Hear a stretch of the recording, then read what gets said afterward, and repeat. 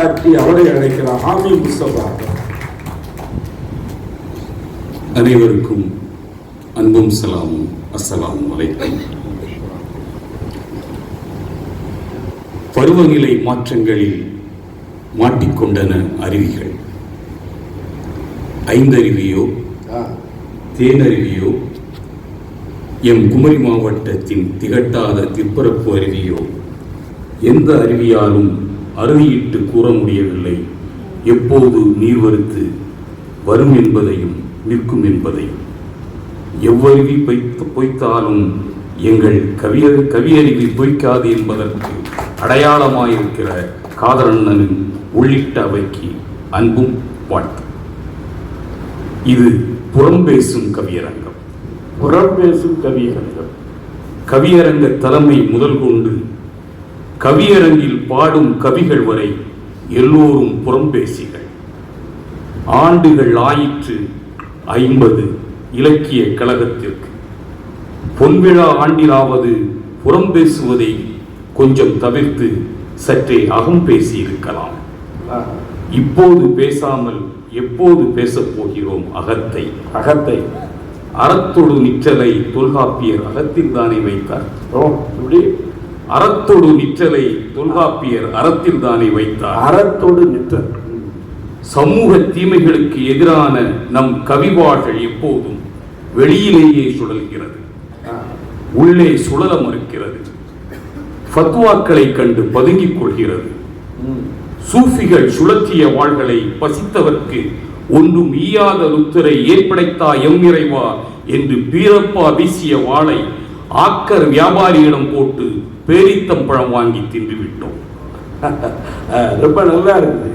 மறையும் நீ மறையோது பொருளும் நீ எனத் தொடங்கி என்னோடு பகை செய்த மாந்தரை கொலை செய்யும் எழுகூர்மை வேலும் நீயே என்று முழங்கிய கோட்டாறு ஞானியாரப்பாவின் சிறுவரை பரணில் கிடக்கிறது.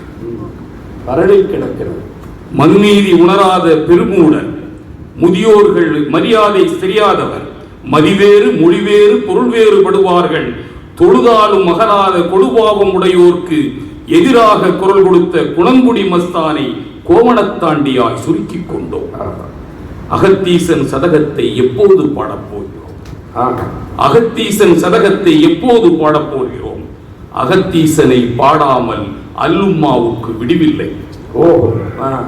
அகத்தீசனை பாடாமல் அல்லும்மாவுக்கு விடிவில்லை. இனி பாட்டுக்குள் வருவோம். நோட்டுக்கு கவி எழுதும் கவிஞர்கள் உண்டு. எப்படி? நோட்டுக்கு கவி எழுதும் கவிஞர்கள் உண்டு, சீட்டுக்கு எழுதும் கவிஞர்களும் உண்டு. நான் தீட்டுக்கு கவி எழுத வந்தேன். நான் தீட்டுக்கு கவி எழுத வந்தேன். ஒரு பாட்டுக்கு எழுதலாம். சீட்டுக்கு எழுதுவதால் சீட்டுக்கவி என்பது போல் தீட்டுக்கு எழுதும் இணை தீட்டுக்கவி என்பீரோ? உள்ளாட்சி வார்டு ஒன்றின் வாக்காளர் பட்டியல் போல் வால்நீண்டு கிடக்கின்ற கவியரங்க பட்டியலில் கிட்டத்தட்ட நடுக்கண்டம் நான். ஆனாலும் என் தலைப்பு விளிம்புகள் பற்றியது. விளிம்பிலும் விளிம்புகள் பற்றியது. விளிம்புகள் மீது ஆண்டாண்டு காலமாக நிகழ்த்தப்படும் வன்கொடுமை பற்றியது. ஏட்டில் அடங்காத தீட்டின் துறையெல்லாம் சில மணி துளிக்குள் பாட்டில் அடக்கி என்றால் என்னதான் நியாயம் இது? 200 ஆண்டு காலத்தில் இங்கிலாந்தின் வெளிக்காலனியத்தை விரட்டிய நமக்கு 2000 ஆண்டுகளாக போராடியும் உள்காலனியத்தை ஒடுக்க முடியவில்லை. தண்டாவாளங்கள் தோறும் துண்டாடப்பட்டும் தலித் இளைஞர்களின் தலையும் முண்டமும் தலைமுறை தலைமுறையாய் தாண்டவமாடும் தீட்டின் கதை சொல்லும். வடநாட்டின் வைதீகம் கொடிகட்டி தீண்டாமை ஆடுகிறது என்றால், வடநாட்டில் தான் வைதீகம் கொடிகட்டி தீண்டாமை ஆடுகிறது என்றால் தெற்குக்கு என்னானது? புதுக்கோட்டை வடநாடு பச்சி எரிகிறது. கோட்டு அணியலாம், சூட்டு அணியலாம், குதிகால் உயர காலில் பூட்ஸ் அணியலாம், குளிரூட்டப்பட்ட அறைகளில் உட்கார்ந்து கடற்பச்சை மையில் கம்பீரமாக கையெழுத்து விடலாம், கார்கதவு திறந்து விடவும் கை கடங்கா கோப்புகளை தூக்கி சுமக்கவும் சேவகர் இருக்கலாம். ஆனாலும் சொந்த கிராமத்தில் வீடு இருக்கும் சேரிக்குள் செல்ல சாதிமார் தெருவில் நடக்கும் போது காலில் அணிய வேண்டிய காலணி கையில் இருக்கும்.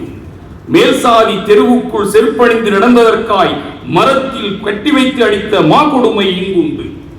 கண்ணனின் 2 கண்களை கொண்டு கிராமங்களை திரையில் காட்டிய பாரதி ராஜா ஒருபோதும் சொன்னதில்லை கிராமம் என்பது ஒன்றல்ல ஊர் சேரி என 2 எண்ணும்.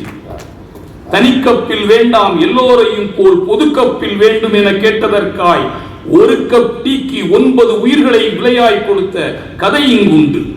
வகுப்பறையில் 2 பானைகள், ஒன்று மேல் சாதிக்கு இன்னொன்று கீழ் சாதிக்கு. மேல்சாதி பானையில் தண்ணீர் குடித்த காரணத்தால் கண் பெயர்க்கப்பட்ட போது கண்ணப்ப நிற்க என்று சொல்ல எவரும் இங்கு வரவில்லை.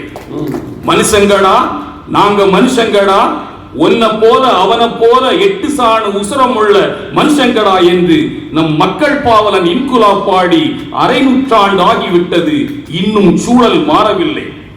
கவியரங்க தலைப்புகளிலேயே குடலை புரட்டும் தலைப்பு இது. கவியரங்க தலைப்புகளிலேயே குடலை புரட்டும் தலைப்பு இது. ஒவ்வொரு சாதி வரியின் கையிலும் ஒரு பிடி மரம் இருக்கிறது. ஒவ்வொரு சாதி வரியின் கையிலும் ஒரு பிடி மரம் இருக்கிறது. மனிதர்கள் 2 கைகளையும் விரித்தவாறு பிறக்குகிறார்கள். சாதி வரியர்கள் ஒரு கையில் அறிவாளோடும் மறுகையில் மரத்தோடும் பிறக்கிறார்கள்.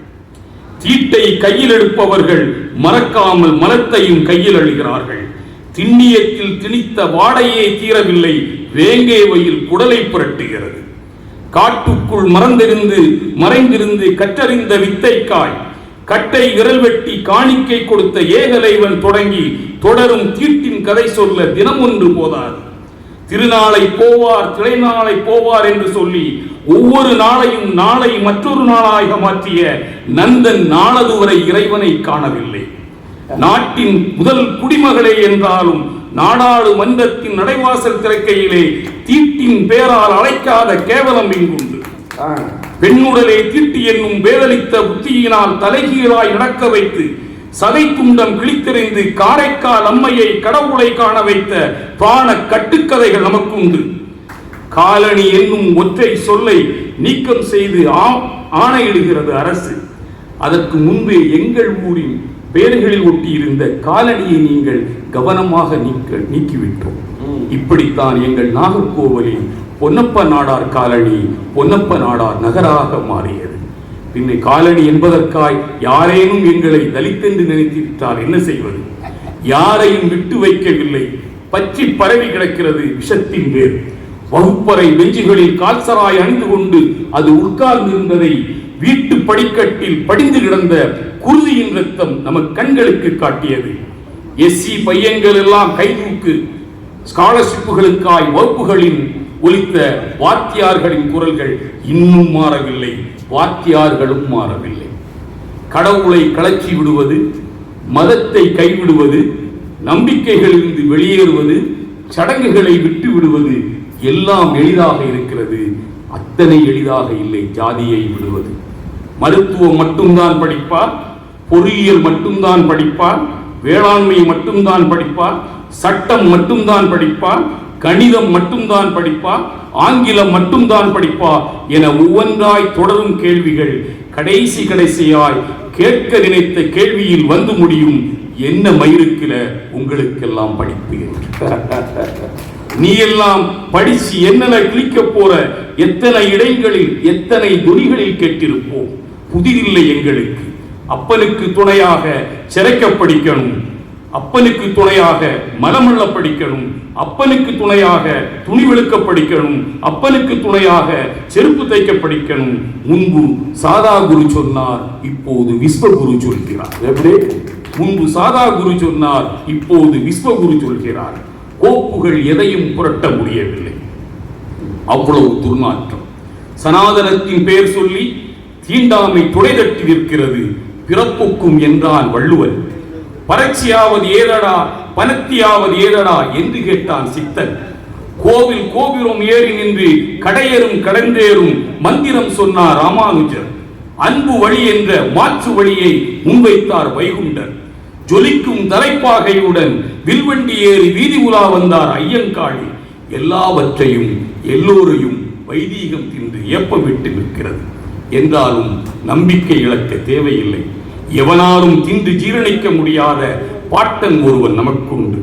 தீட்டுக்கு எதிராய் திரள்வதற்கு அவன் போட்டு தந்த பாதையும் நமக்குண்டு. அவன் இடுகுறியா காரணமா அறிய ஒண்ணா பேராளன், படுகுழியில் பாழ்கிடத்தில் பாதகமாய் வீழ்ந்து போன தமிழினத்தை மீட்டெடுத்து கரை சேர்த்த மீட்பனவன். அவன் தனிமையிலே தவம் இருக்கவில்லை, கண்மூடி இருக்கவில்லை, கண்மூடி வழக்கமும் அவனிடம் இல்லை. காடுமலை மேடுகளில் அவன் கால்போக்கில் நடந்ததில்லை, மோனத்தில் முற்றவில்லை, கான புலவனும் இல்லை.